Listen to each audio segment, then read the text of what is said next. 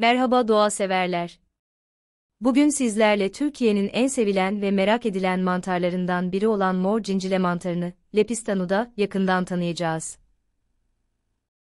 Hem görüntüsüyle hem de lezzetiyle sofralarımıza konuk olan bu mantarın gizemli dünyasına birlikte yolculuk edeceğiz.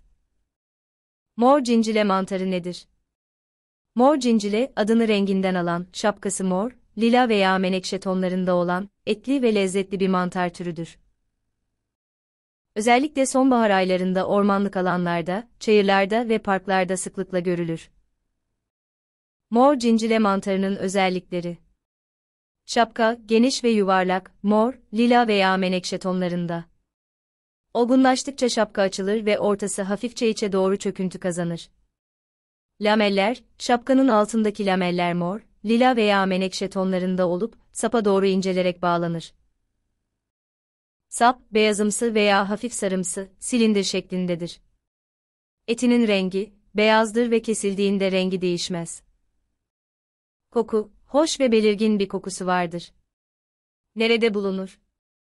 Mor cincile mantarı, Türkiye'nin hemen her bölgesinde, özellikle nemli ve yaprak döken ağaçların olduğu ormanlık alanlarda, çayırlarda ve parklarda bulunur. Sonbahar yağmurlarından sonra topraktan çıkarak büyümeye başlar. Mor cincile mantarı avcılığı. Mor cincile mantarı toplamak oldukça keyifli bir aktivitedir ancak dikkatli olunması gerekir. Çünkü mor cincileye benzeyen zehirli türler de vardır. Bu nedenle mantar toplama konusunda deneyimli kişilerden yardım almak önemlidir. Toplama zamanı, sonbahar ayları, özellikle Ekim ve Kasım ayları mor cincile mantarı toplamak için en uygun dönemdir. Toplama yerleri, ormanlık alanlar, çayırlıklar, parklar.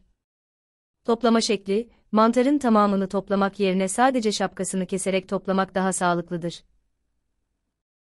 Sonuç: mor cincile mantarı, hem doğanın bir mucizesi, hem de sofralarımızın vazgeçilmez lezzetidir.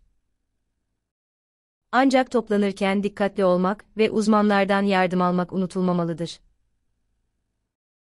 Özetle, mor cincile mantarı, mor renkli, etli ve lezzetli bir mantardır. Türkiye'nin hemen her bölgesinde bulunur. Sonbahar aylarında toplanır. Toplanırken dikkatli olunmalıdır. Afiyet olsun.